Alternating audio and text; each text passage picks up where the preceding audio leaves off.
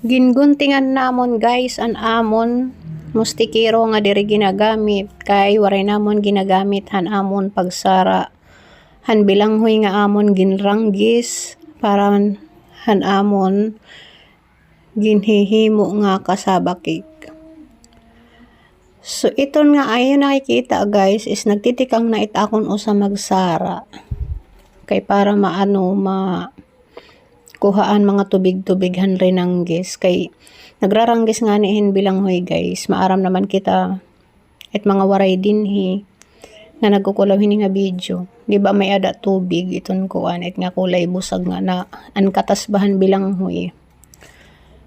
So salit pag naghimuhin ka sa bakik gin tatanggal an iya pinakaano duga or katas in Tagalog. So asya iton at ginbubuhat hit akon usa para magmarahiya. Direhiya maupay pag mahulos kay malagay. So asya iton, thank you for watching. See you in